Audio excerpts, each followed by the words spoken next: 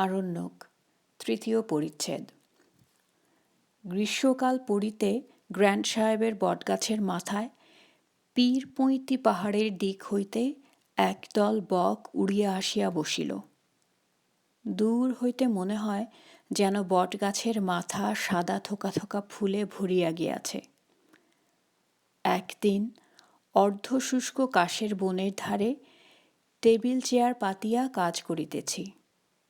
মুনশ্বর সিং সিপাহী আসিয়া বলিল, হুজুর, নন্দলাল ওঝা গোলাওয়ালা আপনার সঙ্গে দেখা করতে এসেছে। একটু পরে প্রায় 50 বছরের একটি বৃদ্ধ ব্যক্তি আমার সামনে আসিয়া সেলাম করিল ও আমার নির্দেশ মতো একটি টুলের উপর বসিল। বসিয়াই সে একটি পশমের থলে বাহির করিল। তাহার পর থলেটির ভিতর হইতে খুব ছোট একখানি জাঁতি ও 2টি সুপারি বাহির করিয়া সুপারি কাটিতে আরম্ভ করিল।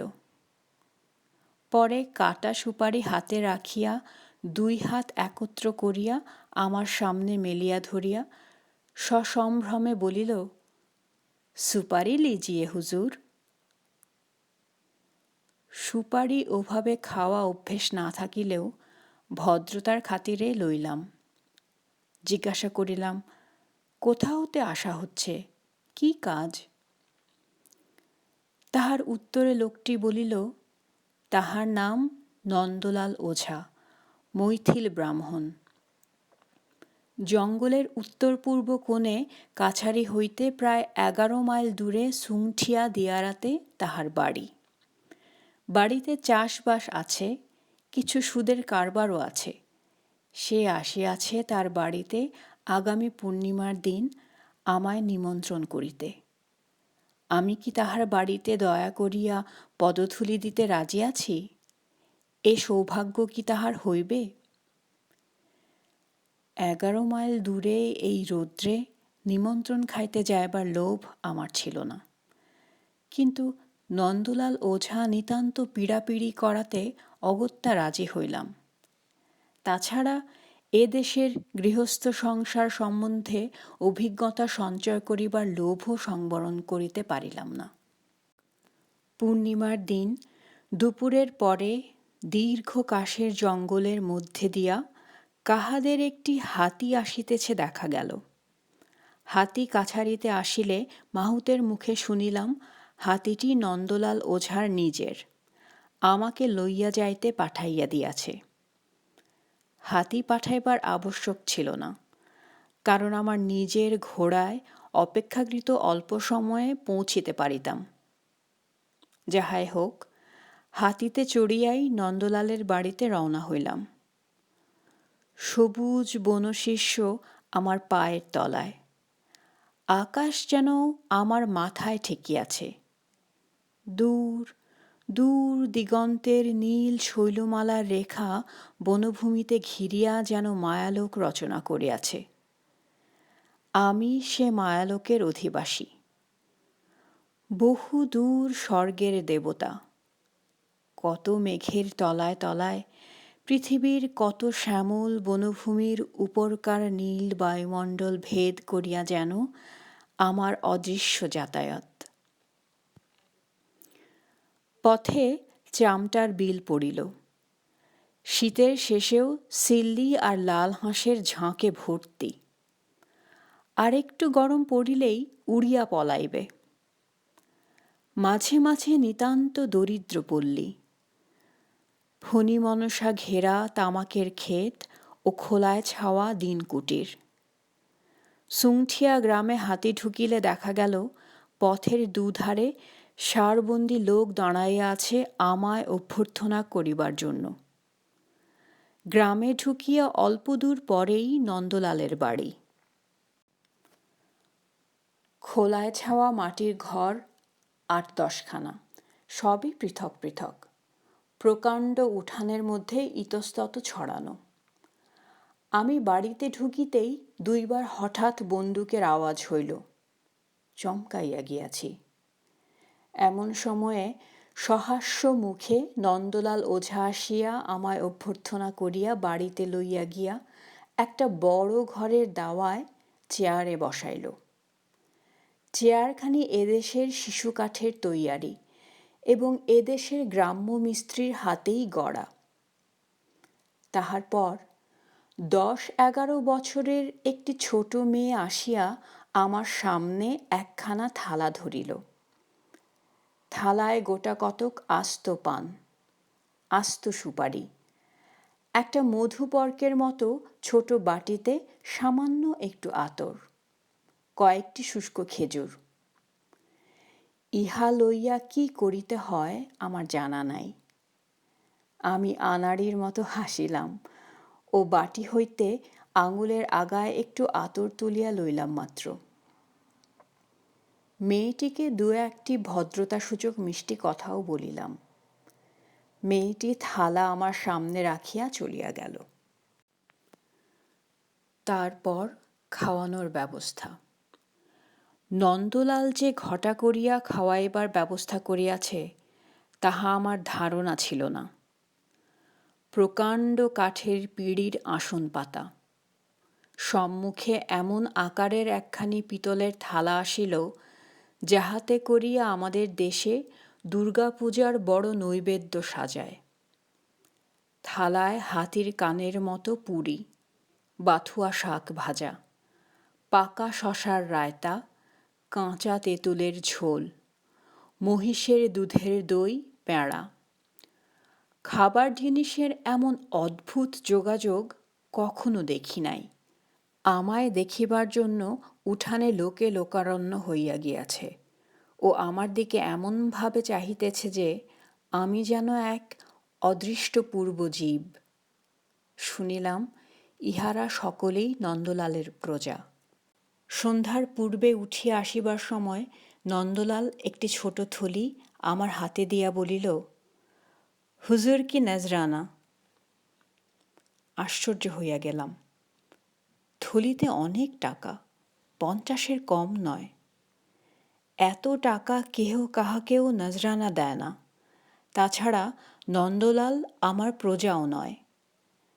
নজরানা প্রত্যাখ্যান করাও গৃহস্থের পক্ষে নাকি অপমানজনক। সুতরাং আমি থলি খুলিয়া একটা টাকা লইয়া থলিটা তাহার হাতে ফিরাইয়া দিয়া বলিলাম, তোমার ছেলেপুলেদের পেঁড়া খাইতে দিও। নন্দলাল কিছুতেই ছাড়িবে না। আমি সে কথায় কান্না দিয়াই বাহিরে আসিয়া হাতির পিঠে চড়িলাম। পরদিনই নন্দলাল ওঝা আমার কাছারিতে গেল, সঙ্গে তাহার বড় ছেলে। আমি তাহাদিগকে সমাদর করিলাম, কিন্তু খাইবার প্রস্তাবে তাহারা রাজি হইল না। শুনিলাম মৈথিল ব্রাহ্মণ অন্য ব্রাহ্মণের হস্তের প্রস্তুত কোনো খাবারই খাইবে না। অনেক বাজে কথার পরে নন্দলাল একান্তে আমার নিকট কথা পাড়িল। তাহার বড় ছেলে ফুলকিয়া বৈহারের তহসিলদারির জন্য উমেদার, তাহাকে আমার বহাল করিতে হইবে। আমি বিস্মিত হইয়া বলিলাম, কিন্তু ফুলকিয়ার তহসিলদার তো আছে, সে পোস্ট তো খালি নেই। তাহার উত্তরে নন্দলাল আমাকে চোখ ঠাড়িয়া ইশারা করিয়া বলিল, হুজুর মালিক তো আপ হো, আপকে মান লেনে সে ক্যা নেহি হোতা। হুজুর মালিক তো আপনি, আপনি মনে করলে কি না হয়। আমি আরও অবাক হইয়া গেলাম। সে কীরকম কথা? ফুলকিয়ার তহসিলদার ভালোই কাজ করিতেছে, তাহাকে ছাড়াইয়া দিব কোন অপরাধে? নন্দলাল বলিল, कितना रुपया हुजूर के पान के लिए देना पड़ेगा कहिए, हम आज शाम को ही हुजूर को भेज देंगे, पर हमारे बेटे को तहसीलदारी हुजूर को देना ही पड़ेगा। कहिए कितने हुजूर? 500? কত রুপেয়া হুজুরকে পান খেতে দিতে হবে বলুন, আমি আজ সাঁঝেই হুজুরকে পৌঁছে দেব, কিন্তু আমার ছেলেকে তহসিলদারি দিতেই হবে হুজুরের। বলুন কত হুজুর? 500? এতক্ষণে বেশ বুঝিতে পারিলাম নন্দলাল যে আমাকে কাল নিমন্ত্রণ করিয়াছিল তাহার প্রকৃত উদ্দেশ্য কি। এদেশের লোক যে এমন ধড়িবাজ তাহা জানিলে কখনো ওখানে যাই? আচ্ছা বিপদে পড়িয়াছি বটে। নন্দলালকে স্পষ্ট কথা বলিয়াই বিদায় করিলাম। বুঝিলাম নন্দলাল আশা ছাড়িল না। আর একদিন দেখি ঘন বনের ধারে নন্দলাল আমার অপেক্ষায় দাঁড়াইয়া আছে। কি কুক্ষণেই উহার বাড়িতে নিমন্ত্রণ খাইতে গিয়াছিলাম। দুখানা পুরি খাওয়াইয়া সে যে আমার জীবন এমন অতিষ্ঠ করিয়া তুলিবে, তাহা আগে জানিলে কি উহার ছায়া মাড়াই? নন্দলাল আমাকে দেখিয়া মিষ্টি মোলায়েম হাসিয়া বলিল, নমস্তে হুজুর। তারপর এখানে কি মনে করে? हुजूर को तो सब पता है। हम आपको 1200 रुपया नगद देंगे। हमारे बेटे को काम पर लगवा दीजिए। তুমি পাগল নন্দলাল? আমি বহাল করবার মালিক নই। যাদের জমিদারি তাদের কাছে দরখাস্ত করতে পারো। তাছাড়া বর্তমানে যে রয়েছে তাকে ছাড়ব কোন অপরাধে? বলিয়াই বেশি কথা না বাড়াইয়া ঘোড়া ছুটাইয়া দিলাম। ক্রমে আমার কড়া ব্যবহারে নন্দলালকে আমি আমার ও স্টেটের মহাশত্রু করিয়া তুলিলাম। তখনও বুঝি নাই নন্দলাল কিরূপ ভয়ানক প্রকৃতির মানুষ। ইহার ফল আমাকে ভালো করিয়াই ভুগিতে হইয়াছিল। 19 মাইল দূরবর্তী ডাকঘর হইতে ডাক আনা এখানকার এক অতি আবশ্যক ঘটনা। অত দূরে প্রতিদিন লোক পাঠানো চলে না বলিয়া সপ্তাহে 2 বার মাত্র ডাকঘরে লোক যাইত। মধ্য এশিয়ার জনহীন দুস্তর ও ভীষণ টাকলামাকান মরুভূমির তাঁবুতে বসিয়া বিখ্যাত পর্যটক সোয়েন হেডিনও বোধ হয় এমনই আগ্রহে ডাকের প্রতীক্ষা করিতেন।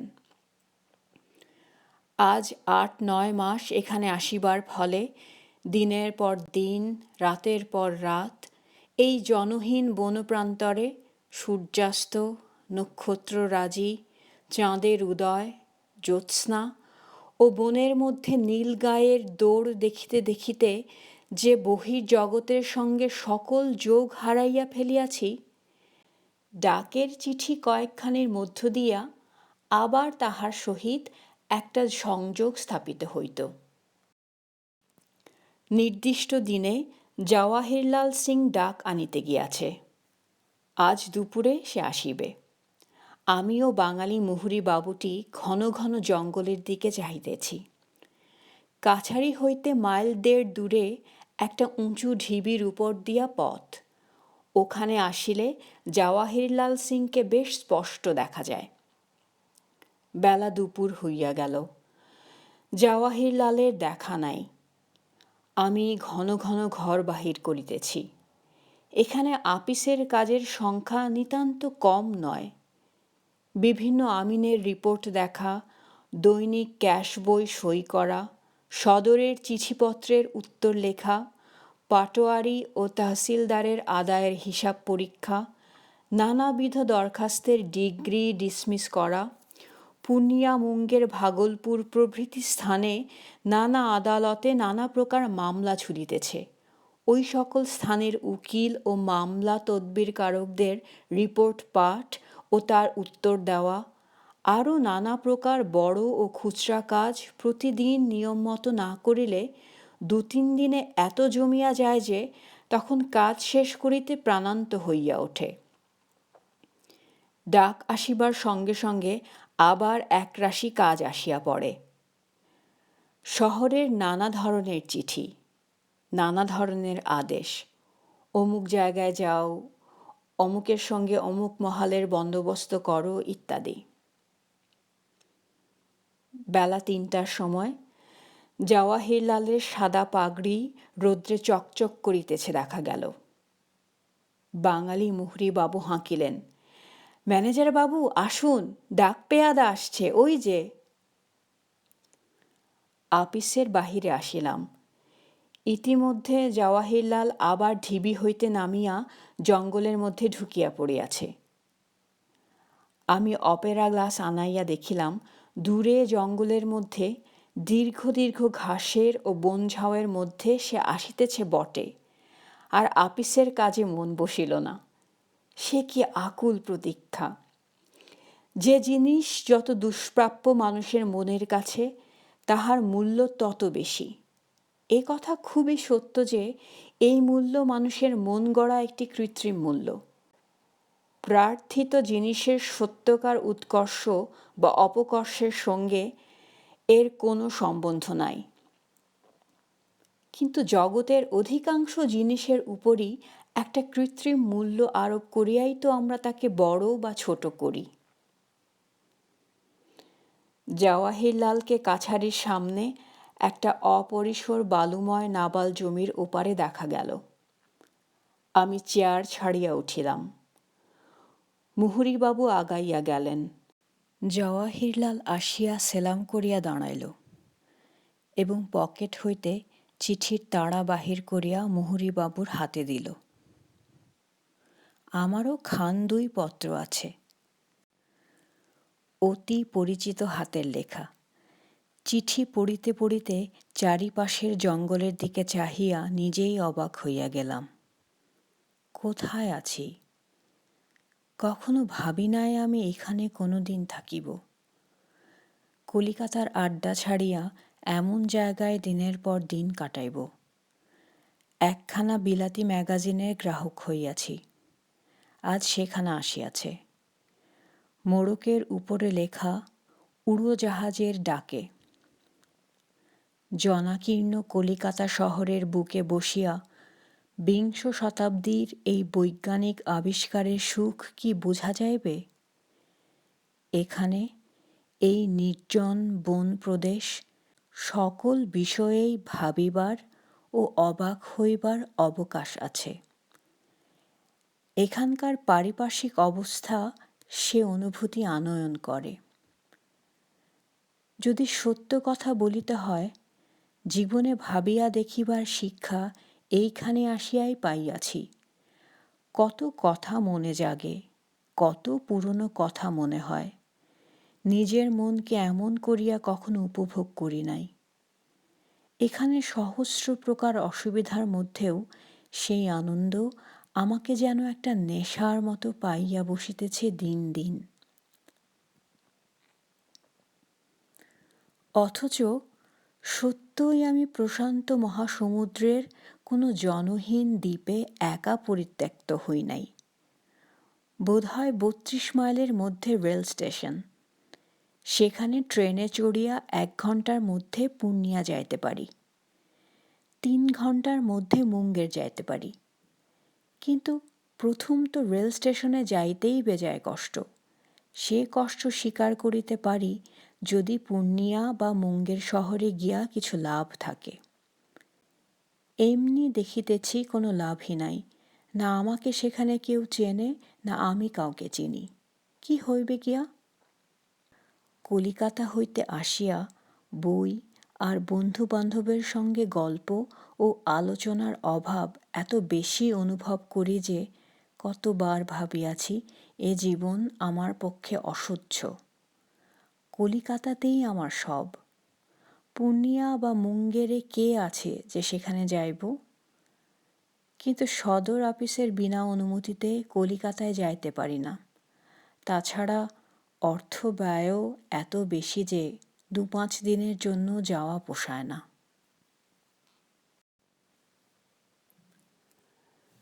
কয়েক মাস সুখ দুঃখে কাটিবার পর চৈত্র মাসের শেষ হইতে এমন একটা কাণ্ডের সূত্রপাত হইল যাহা আমার অভিজ্ঞতার মধ্যে কখনো ছিল না। পৌষ মাসে কিছু কিছু বৃষ্টি পড়িয়াছিল। তারপর হইতে ঘোর অনাবৃষ্টি দেখা দিল। মাঘ মাসে বৃষ্টি নাই, ফাল্গুনে না, চৈত্রে না, বৈশাখে না। সঙ্গে সঙ্গে যেমন অসহ্য গ্রীষ্ম, তেমনি নিদারুণ জলকষ্ট। সাদা কথায় গ্রীষ্ম বা জলকষ্ট বলিলে এই বিভীষিকাময় প্রাকৃতিক বিপর্যয়ের স্বরূপ কিছুই বোঝানো যাইবে না। উত্তরে আজমাবাদ হইতে দক্ষিণে কিষণপুর, পূর্বে ফুলকিয়া, বৈহার ও লবটুলিয়া হইতে পশ্চিমে মুঙ্গের জেলার সীমানা পর্যন্ত সারা জঙ্গলমহলের মধ্যে যেখানে যত খাল, ডোবা, কুণ্ডি অর্থাৎ বড় জলাশয় ছিল, সব গেল শুকাইয়া। কুয়া খুঁড়িলে জল পাওয়া যায় না। যদি বালির উনুই হইতে কিছু কিছু জল ওঠে, ছোট এক বালতি জল কুয়ায় জমিতে 1 ঘণ্টার উপর সময় লাগে। চারিধারে হাহাকার পড়িয়া গিয়াছে। পূর্বে একমাত্র কুশি নদী ভরসা, সে আমাদের মহালের পূর্বতম প্রান্ত হইতে 7-8 মাইল দূরে বিখ্যাত মোহনপুরা রিজার্ভ ফরেস্টের ওপারে। আমাদের জমিদারি ও মোহনপুরা অরণ্যের মধ্যে একটা ছোট পাহাড়ি নদী নেপালের তরাই অঞ্চল হইতে বহিয়া আসিতেছে, কিন্তু বর্তমানে শুধু শুষ্ক বালুময় খাতে তাহার উপল ঢাকা চরণচিহ্ন বিদ্যমান। বালি খুঁড়িলে যে জলটুকু পাওয়া যায়, তাহারই লোভে কত দূরের গ্রাম হইতে মেয়েরা কলসি লইয়া আসে ও সারা দুপুর বালি কাদা ছানিয়া আধ কলসিটা ঘোলা জল লইয়া বাড়ি ফেরে। কিন্তু পাহাড়ি নদী, স্থানীয় নাম মিছি নদী, আমাদের কোনো কাজে আসে না, কারণ আমাদের মহাল হইতে বহু দূরে। কাছারিতেও কোনো বড় ইদারা নাই। ছোট যে বালির পাতকুয়াটি আছে, তাহা হইতে পানীয় জলের সংস্থান হওয়ায় বিষম সমস্যার কথা দাঁড়াইল। 3 বালতি জল সংগ্রহ করিতে দুপুর ঘুরিয়া যায়। দুপুরে বাহিরে দাঁড়াইয়া তাম্রাভ অগ্নিবর্ষী আকাশ ও অর্ধশুষ্ক বনঝাউ ও লম্বা ঘাসের বন দেখিতে ভয় করে। চারিধার যেন দাউ দাউ করিয়া জ্বলিতেছে। মাঝে মাঝে আগুনের হলকার মতো তপ্ত বাতাস সর্বাঙ্গ ঝলসাইয়া বহিতেছে। সূর্যের এ রূপ, দ্বিপ্রহরে রৌদ্রের এ ভয়ানক রুদ্র রূপ কখনো দেখি নাই, কল্পনাও করি নাই। এক দিন পশ্চিম দিক হইতে বালির ঝড় বয়। এসব দেশে চৈত্র বৈশাখ মাস পশ্চিমে বাতাসের সময়। কাছারি হইতে 100 গজ দূরের জিনিস ঘন বালি ও ধূলিরাশির আড়ালে ঢাকিয়া যায়। অর্ধেক দিন রামধনিয়া টহলদার আসিয়া জানায়, কুয়ামে পানি নেই সে হুজুর। কোনো কোনো দিন ঘণ্টাখানেক ধরিয়া ছানিয়া ছানিয়া বালির ভিতর হইতে আধ বালতি তরল কর্দম স্নানের জন্য আমার সামনে আনিয়া ধরে। সেই ভয়ানক গ্রীষ্মে তাহাই তখন অমূল্য। একদিন দুপুরের পরে কাছারির পেছনে একটি হরিতকি গাছের তলায় স্বল্প ছায়ায় দাঁড়াইয়া আছি। হঠাৎ চারিধারে চাহিয়া মনে হইল, দুপুরের এমন চেহারা কখনো দেখিত নাই, এ জায়গা হইতে চলিয়া গেলে আর কোথাও দেখিবও না। আজন্ম বাংলাদেশের দুপুর দেখিয়াছি, জ্যৈষ্ঠ মাসের খর রৌদ্র ভরা দুপুর দেখিয়াছি, কিন্তু এ রুদ্রমূর্তি তাহার নাই। এ ভীম ভৈরব রূপ আমাকে মুগ্ধ করিল। সূর্যের দিকে চাহিয়া দেখিলাম একটা বিরাট অগ্নিকুণ্ড। ক্যালসিয়াম পুড়িতেছে, হাইড্রোজেন পুড়িতেছে, লোহা পুড়িতেছে, নিকেল পুড়িতেছে, কোবাল্ট পুড়িতেছে, জানা অজানা শত শত রকমের গ্যাস ও ধাতু কোটি যোজন ব্যাসমুক্ত দীপ্ত ফার্নেসে একসঙ্গে পুড়িতেছে। তারই ধুধু আগুনের ঢেউ অসীম শূন্যের ইথারের স্তর ভেদ করিয়া ফুলকিয়া বৈহার ও লোধাইটোলার তৃণভূমিতে বিস্তীর্ণ অরণ্যে আসিয়া লাগিয়া প্রতি তৃণপত্রের শিরা উপশিরায় সব রসটুকু শুকাইয়া ঝামা করিয়া দিক দিগন্ত ঝলসাইয়া পুড়াইয়া শুরু করিয়াছে ধ্বংসের এক তাণ্ডব লীলা। চাহিয়া দেখিলাম দূরে দূরে প্রান্তরের সর্বত্র কম্পমান তাপ তরঙ্গ ও তাহার ওধারে তাপজনিত একটি অস্পষ্ট কুয়াশা। গ্রীষ্ম দুপুরে কখনো এখানে আকাশ নীল দেখিলাম না। তাম্রাভ কটা শূন্য, একটি চিল শোকনীয় নাই। পাখির দল দেশ ছাড়িয়া পালাইয়াছে। কি অদ্ভুত সৌন্দর্য ফুটিয়াছে এই দুপুরের। খর উত্তাপকে অগ্রাহ্য করিয়া সেই হরিতকি তলায় দাঁড়াইয়া রহিলাম কতক্ষণ। সাহারা দেখি নাই, সোয়েন হেডিনের বিখ্যাত টাকলামাকান মরুভূমি দেখি নাই, গোবি দেখি নাই, কিন্তু এখানে মধ্যাহ্নের এই রুদ্র ভৈরব রূপের মধ্যে সেসব স্থানের অস্পষ্ট আভাস ফুটিয়া উঠিল। কাছারি হইতে 3 মাইল দূরে একটি বন ঘেরা ক্ষুদ্র কুণ্ডিতে সামান্য একটু জল ছিল। কুণ্ডিটাতে গত বর্ষার জলে খুব মাছ হইয়াছিল বলিয়া শুনিয়াছিলাম। খুব গভীর বলিয়া এই অনাবৃষ্টিতেও তাহার জল একেবারে শুকাইয়া যায় নাই। কিন্তু সে জলে কাহারও কোনো কাজ হয় না। প্রথমত, তার কাছাকাছি অনেক দূর লইয়া কোনো মানুষের বসতি নাই। দ্বিতীয়ত, জল ও তীরভূমির মধ্যে কাদা এত গভীর যে কোমর পর্যন্ত বসিয়া যায়। কলসিতে জল পুরিয়া পুনরায় তীরে উত্তীর্ণ হবার আশা বড়ই কম। আর একটি কারণ এই যে জলটা খুব ভালো নয়, স্নান বা পানের আদৌ উপযুক্ত নয়। জলের সঙ্গে কী জিনিস মিশানো আছে জানি না, কিন্তু কেমন একটা অপ্রীতিকর ধাতব গন্ধ। একদিন সন্ধ্যায় পশ্চিমে বাতাস ও উত্তাপ কম পড়িয়া গেলে ঘোড়ায় বাহির হইয়া ওই কুণ্ডিটার পাশের উঁচু বালিয়াড়ি ও বনঝাওয়ের জঙ্গলের পথে উপস্থিত হইয়াছি। পিছনে গ্র্যান্ড সাহেবের সেই বড় বটগাছের আড়ালে সূর্য অস্ত যাইতেছিল। কাছারির খানিকটা জল বাঁচাইবার জন্য ভাবিলাম, এখানে ঘোড়াটাকে একবার জল খাওয়াইয়া লই। যত কাদা হোক, ঘোড়া ঠিক উঠিতে পারিবে। জঙ্গল পার হইয়া কুণ্ডির ধারে গিয়া এক অদ্ভুত দৃশ্য চোখে পড়িল। কুণ্ডির চারিধারে কাদার উপর ৮-১০টা ছোট বড় সাপ। অন্যদিকে ৩টি প্রকাণ্ড মহিষ একসঙ্গে জল খাইতেছে। সাপগুলি প্রত্যেকটি বিষাক্ত, করাত ও শঙ্খচিতি শ্রেণীর, যাহা এ দেশে সাধারণত দেখা যায়। মহিষ দেখিয়া মনে হইল এ ধরনের মহিষ আর কখনো দেখি নাই। প্রকাণ্ড একজোড়া শিং, গায়ে লম্বা লোম, বিপুল শরীর। কাছেও কোনো লোকালয় বা মহিষের বাথান নাই। তবে এ মহিষ কোথা হইতে আসিল বুঝিয়া উঠিতে পারিলাম না। ভাবিলাম, চরির খাজনা ফাঁকি দিবার উদ্দেশ্যে কেহ লুকাইয়া হয়তো জঙ্গলের মধ্যে কোথাও বা বাথান করিয়া থাকিবে। কাছারির কাছাকাছি আসিয়াছি, মুনেশ্বর সিং চাকলাদারের সহিত দেখা। তাহাকে কথাটা বলিতেই সে চমকিয়া উঠিল। আরে সর্বনাশ, বলেন কি হুজুর, হনুমানজি খুব বাঁচিয়ে দিয়েছেন আজ। ও পোষা ভাইস নহে, ও হলো আড়ান, বুনো ভাইস হুজুর। মনপুরা জঙ্গল থেকে এসেছে জল খেতে। ও অঞ্চলে কোথাও জল নেই তো, জল কষ্টে পড়ে এসেছে। কাছারিতে তখনই কথাটা রাষ্ট্র হইয়া গেল। সকলেই এক বাক্যে বলিল, হুজুর খুব বেঁচে গিয়েছেন। বাঘের হাতে পড়লে বরং রক্ষা পাওয়া যেতে পারে, বুনো মহিষের হাতে পড়লে নিস্তার নাই। আর এই সন্ধ্যাবেলা নির্জন জায়গায় যদি একবার আপনাকে ওরা তাড়া করিত, ঘোড়া ছুটাইয়ে বাঁচতে পারতেন না হুজুর।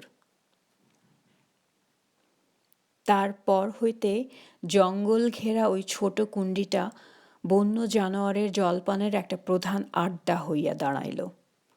অনাবৃষ্টি যত হইতে লাগিল, রৌদ্রের ক্রমবর্ধমান প্রখরতায় দিক দিগন্তে দাবদাহ যত প্রচণ্ড হইয়া উঠিতে লাগিল, খবর আসিতে লাগিল সেই জঙ্গলের মধ্যে কুণ্ডিতে লোকে বাঘকে জল খাইতে দেখিয়াছে, বন মহিষকে জল খাইতে দেখিয়াছে, হরিণের পালকে জল খাইতে দেখিয়াছে। নীলগাই ও বুনো শুয়োর তো আছেই, কারণ শেষের ২ প্রকার জানোয়ার এ জঙ্গলে অত্যন্ত বেশি। আমি নিজে আরেক দিনের জ্যোৎস্না রাত্রে ঘোড়ায় করিয়া কুণ্ডিতে যাই শিকারের উদ্দেশ্যে। সঙ্গে ৩-৪ জন সিপাহী ছিল, ২-৩টি বন্দুকও ছিল। সে যা দৃশ্য দেখিয়াছিলাম সে রাত্রে জীবনে ভুলিবার নয়। তাহা বুঝিতে হইলে কল্পনায় ছবি আঁকিয়া লইতে হইবে এক জনহীন জ্যোৎস্নাময়ী রাত্রি ও বিস্তীর্ণ বনপ্রান্তরের। আরও কল্পনা করিয়া লইতে হইবে সারা বনভূমি ব্যাপিয়া এক অদ্ভুত নিস্তব্ধতার। অভিজ্ঞতা না থাকিলে যদিও সে নিস্তব্ধতা কল্পনা করা প্রায় অসম্ভব। উষ্ণ বাতাস অর্ধশুষ্ক কাশ ডাঁটার গন্ধে নিবিড় হইয়া উঠিয়াছে। লোকালয় হইতে বহু দূরে আসিয়াছি, দিকবিদিকের জ্ঞান হারাইয়া ফেলিয়াছি। কুণ্ডিতে প্রায় নিঃশব্দে জল খাইতেছে একদিকে ২টি নীলগাই, অন্যদিকে দুটি হায়না। নীলগাই দুটি একবার হায়নার দিকে চাহিতেছে, হায়নারা একবার নীলগাই দুটির দিকে চাহিতেছে। আর দুদলের মাঝখানে 2-3 মাস বয়সের এক ছোট নীলগাইয়ের বাচ্চা। অমন করুণ দৃশ্য কখনো দেখি নাই। দেখিয়া পিপাসার্ত বন্য জন্তুদের নিরীহ শরীরে অতর্কিতে গুলি মারিবার প্রবৃত্তি হইল না। এদিকে বৈশাখও কাটিয়া গেল, কোথাও এক ফোঁটা জল নাই। এক বিপদ দেখা দিল। এই সুবিস্তীর্ণ বনপ্রান্তরের মাঝে মাঝে লোকে দিক হারাইয়া আগেও পথ ভুলিয়া যাইত। এখন এইসব পথহারা পথিকদের জলাভাবে প্রাণ হারাইবার সমূহ আশঙ্কা দাঁড়াইল। কারণ ফুলকিয়া বৈহার হইতে গ্র্যান্ড সাহেবের বটগাছ পর্যন্ত বিশাল তৃণভূমির মধ্যে কোথাও এক বিন্দু জল নাই। এক আধটা শুষ্ক প্রায় কুণ্ড যেখানে আছে, অনভিজ্ঞ দিগ্ভ্রান্ত পথিকদের পক্ষে সেসব খুঁজিয়া পাওয়া সহজ নয়। একদিনের ঘটনা বলি। সেদিন বেলা 4টার সময় অত্যন্ত গরমে কাজে মন বসাইতে না পারিয়া একখানা কি বই পড়িতেছি। এমন সময় রামবীরিদ সিং আসিয়া এত্তলা করিল, কাছারির পশ্চিম দিকে উঁচু ডাঙার উপরে একজনকে অদ্ভুত ধরনের পাগলা লোক দেখা যাইতেছে। সে হাত পা নাড়িয়া দূর হইতে কি যেন বলিতেছে। বাহিরে গিয়া দেখিলাম সত্যই দূরের ডাঙাটার উপরে কে একজন দাঁড়াইয়া, মনে হইল মাতালের মতো টলিতে টলিতে এদিকেই আসিতেছে। কাছারি শুদ্ধ লোক জড়ো হইয়া সেদিকে হাঁ করিয়া চাহিয়া আছে দেখিয়া আমি 2জন সিপাহী পাঠাইয়া দিলাম লোকটাকে এখানে আনিতে। লোকটাকে যখন আনা হইল, দেখিলাম তাহার গায়ে কোনো জামা নাই, পরনে মাত্র একখানা ফর্সা ধুতি, চেহারা ভালো, রং গৌরবর্ণ, কিন্তু তাহার মুখের আকৃতি অতি ভীষণ। গালের 2 কষ বাহিয়া ফেনা বাহির হইতেছে, চোখ দুটি জবা ফুলের মতো লাল, চোখে উন্মাদের মতো দৃষ্টি। আমার ঘরের দাওয়ায় একটা বালতিতে জল ছিল, তাই দেখিয়া সে পাগলের মতো ছুটিয়া বালতির দিকে গেল। মুনেশ্বর সিং চাকলাদার ব্যাপারটা বুঝিয়া তাড়াতাড়ি বালতি সরাইয়া লইল। তাহার পর তাহাকে বসাইয়া হাঁ করাইয়া দেখা গেল জিভ ফুলিয়া বিভৎস ব্যাপার হইয়াছে। অতি কষ্টে জিভটা মুখের একপাশে সরাইয়া একটু একটু করিয়া তার মুখে জল দিতে দিতে আধ ঘণ্টা পরে লোকটা কিঞ্চিৎ সুস্থ হইল। কাছারিতে লেবু ছিল, লেবুর রস ও গরম জল 1 গ্লাস তাহাকে খাইতে দিলাম। ক্রমে ঘণ্টাখানেক পরে সে সম্পূর্ণ সুস্থ হইয়া উঠিল। শুনিলাম তাঁর বাড়ি পাটনা। গালার চাষ করিবার উদ্দেশ্যে সে এ অঞ্চলে কুলের জঙ্গলের অনুসন্ধান করিতে পূর্ণিয়া হইতে রওনা হইয়াছে আজ 2 দিন পূর্বে। তারপর দুপুরের সময় আমাদের মহলে ঢুকিয়াছে এবং একটু পরে দিগ্ভ্রান্ত হইয়া পড়িয়াছে। কারণ এরকম একঘেয়ে একই ধরনের গাছে ভরা জঙ্গলে দিক ভুল করা খুব সোজা, বিশেষত বিদেশি লোকের পক্ষে। কালকার ভীষণ উত্তাপে ও গরম পশ্চিমে বাতাসের দমকার মধ্যে সারা বৈকাল ঘুরিয়াছে, কোথাও এক ফোঁটা জল পায় নাই, একটা মানুষের সঙ্গে দেখা হয় নাই। রাত্রে অবসন্ন অবস্থায় এক গাছের তলায় শুইয়াছিল।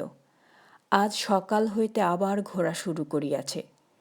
মাথা ঠান্ডা রাখিলে সূর্য দেখিয়া দিক নির্ণয় করা হয়তো তার পক্ষে খুব কঠিন হইত না, অন্তত পূর্ণিয়াও ফিরিয়া যাইতে পারিত। কিন্তু ভয়ে দিশেহারা হইয়া একবার এদিক একবার ওদিক ছুটাছুটি করিয়াছে আজ সারা দুপুর। তাহার উপর খুব চিৎকার করিয়া লোক ডাকিবার চেষ্টা করিয়াছে। কোথায় লোক? ফুলকিয়া বৈহারের কুলের জঙ্গল যেদিকে, সেদিক হইতে লবটুলিয়া পর্যন্ত 10-12 বর্গমাইল ব্যাপী বন প্রান্তর সম্পূর্ণ জনমানব শূন্য। সুতরাং আশ্চর্যের বিষয় নয় যে তাহার চিৎকার কেহ শোনে নাই। আরও তাহার আতঙ্ক হইবার কারণ, সে ভাবিয়াছিল তাহাকে জঙ্গলের মধ্যে জিন পড়িতে পাইয়াছে, মারিয়া না ফেলিয়া ছাড়িবে না। তাহার গায়ে একটা জামা ছিল, কিন্তু আজ অসহ্য পিপাসায় দুপুরের পরে এমন গা জ্বলুনি শুরু হইয়াছিল যে জামাটা খুলিয়া কোথায় ফেলিয়া দিয়াছে। এই অবস্থায় দৈবক্রমে আমাদের কাছারির হনুমানের ধ্বজার লাল নিশানটা দূর হইতে তাহার চোখে না পড়িলে লোকটা আজ বেঘরে মারা পড়িত। একদিন এই ঘোর উত্তাপ ও জলকষ্টের দিনে ঠিক দুপুরবেলা সংবাদ পাইলাম নৈঋত কোণে মাইলখানেক দূরে জঙ্গলে ভয়ানক আগুন লাগিয়াছে এবং আগুন কাছারির দিকে অগ্রসর হইয়া আসিতেছে। সবাই মিলিয়া তাড়াতাড়ি বাহির হইয়া দেখিলাম প্রচুর ধূমের সঙ্গে রাঙা অগ্নিশিখা লক লক করিয়া বহুদূর আকাশে উঠিতেছে। সেদিন আবার দারুণ পশ্চিমে বাতাস, লম্বা লম্বা ঘাস ও বন ঝাউয়ের জঙ্গল সূর্যাতাপে অর্ধশুষ্ক হইয়া বারুদের মতো হইয়া আছে। এক এক স্ফুলিঙ্গ পড়িবা মাত্র গোটা ঝাড় জ্বলিয়া উঠিতেছে। সেদিকে যত দূর দৃষ্টি যায় ঘন নীলবর্ণ ধূমরাশি ও অগ্নিশিখা, আর চট চট শব্দ। ঝড়ের মুখে পশ্চিম হইতে পূর্ব দিকে বাঁকা আগুনের শিখা ঠিক যেন ডাকগাড়ির বেগে ছুটিয়া আসিতেছে আমাদের কয়খানা খড়ের বাংলোর দিকেই। সকলেরই মুখ শুকাইয়া গেল। এখানে থাকিলে আপাতত তো বেড়া আগুনে ঝলসাইয়া মরিতে হয়। দাবানল তো আসিয়া পড়িল। ভাবিবার সময় নাই। কাছারির দরকারি কাগজপত্র, তহবিলের টাকা, সরকারি দলিল, ম্যাপ, সর্বস্ব মজুত, এ বাদে আমাদের নিজেদের ব্যক্তিগত জিনিস যার যার তো আছেই। এ সব তো যায়। সিপাহীরা শুষ্ক মুখে ভীত কণ্ঠে বলিল, আগ তো আগইল হুজুর। বলিলাম, সব জিনিস বার করো, সরকারি তহবিল ও কাগজপত্র আগে। জনকতক লোক লাগিয়া গেল আগুন ও কাছারির মধ্যে যে জঙ্গল পড়ে তাহারই যতটা পারা যায় কাটিয়া পরিষ্কার করিতে। জঙ্গলের মধ্যে বাথান হইতে আগুন দেখিয়া বাথানওয়ালা চড়ির প্রজা ২-১০ জন ছুটিয়া আসিল কাছারি রক্ষা করিতে, কারণ পশ্চিমা বাতাসের বেগ দেখিয়া তাহারা বুঝিতে পারিয়াছে কাছারি ঘোর বিপন্ন। কি অদ্ভুত দৃশ্য! জঙ্গল ভাঙিয়া ছিঁড়িয়া ছুটিয়া পশ্চিম হইতে পূর্ব দিকে নীলগায়ের দল প্রাণ ভয়ে দৌড়িতেছে। শিয়াল দৌড়িতেছে, কান উঁচু করিয়া খরগোশ দৌড়িতেছে। একদল বন্য শূকর তো ছানাপোনা লইয়া কাছারির উঠান দিয়াই দিগ্বিদিক জ্ঞানশূন্য অবস্থায় ছুটিয়া গেল। ও অঞ্চলের বাথান হইতে পোষা মহিষের দল ছাড়া পাইয়া প্রাণপণে ছুটিতেছে। এক ঝাঁক বনটিয়া মাথার উপর দিয়া শোঁ করিয়া উড়িয়া পলাইল। পিছনে পিছনে একটা বড় ঝাঁক লাল হাঁস। আবার এক ঝাঁক বনটিয়া, গোটা কতক সিল্লি। রামবীর সিং চাকলাদার অবাক হইয়া বলিল, পানি কাহা নেই সে? আরে লাল হাঁস কা জেরা কাহা সে আয়া? ভাই রামলাগন। গোষ্ঠ মুহুরী বিরক্ত হইয়া বলিল, আহ বাপু রাখ, এখন প্রাণ নিয়ে টানাটানি, লাল হাঁস কোথা থেকে এলো তার কৈফিয়তে কি দরকার? আগুন ২০ মিনিটের মধ্যে আসিয়া পড়িল। তারপরে ১০-১৫ জন লোক মিলিয়া প্রায় ঘণ্টাখানেক আগুনের সঙ্গে সে কি যুদ্ধ! জল কোথাও নাই। আধকাঁচা গাছের ডাল ও বালি এইমাত্র অস্ত্র। সকলের মুখ চোখ আগুনের ও রৌদ্রের তাপে দৈত্যের মতো বিভীষণ হইয়া উঠিয়াছে। সর্বাঙ্গে ছাই ও কালি, হাতের শিরা ফুলিয়া উঠিয়াছে। অনেকেরই গায়ে হাতে ফোস্কা। এদিকে কাছারির সব জিনিসপত্র, বাক্স, খাট, দেরাজ, আলমারি তখনও টানাটানি করিয়া বাহির করিয়া বিশৃঙ্খলভাবে উঠানে ফেলা হইতেছে। কোথাকার জিনিস যে কোথায় গেল কে তার ঠিকানা রাখে? মুহুরী বাবুকে বলিলাম, ক্যাশ আপনার জিম্মায় রাখুন, আর দলিলের বাক্সটা। কাছারির উঠান ও পরিষ্কৃত স্থানে বাধা পাইয়া আগুনের স্রোত উত্তর ও দক্ষিণ বাহিয়া নিমেষের মধ্যে পূর্বমুখে ছুটিল। কাছারিটা কোনো ক্রমে রক্ষা পাইয়া গেল এ যাত্রা। জিনিসপত্র আবার ঘরে তোলা হইল, কিন্তু বহু দূরে পূর্বাকাশ লাল করিয়া লোল জিহ্বা প্রলয়ঙ্কারী অগ্নিশিখা সারা রাত্রি ধরিয়া জ্বলিতে জ্বলিতে সকালের দিকে মোহনপুরা রিজার্ভ ফরেস্টের সীমানায় গিয়া পৌঁছিল। ২-৩ দিন পরে খবর পাওয়া গেল কারো ও কুশি নদীর তীরবর্তী কর্দমে 8-10টা বন্য মহিষ, 2টি চিতাবাঘ, কয়েকটা নীলগাই হাবরে পড়িয়া পুঁতিয়া রহিয়াছে। ইহারা আগুন দেখিয়া মোহনপুরা জঙ্গল হইতে প্রাণ ভয়ে নদীর ধার দিয়া ছুটিতে ছুটিতে হাবরে পড়িয়া গিয়াছে। যদিও রিজার্ভ ফরেস্ট হইতে কুশি ও কারো নদী প্রায় 8-9 মাইল দূরে,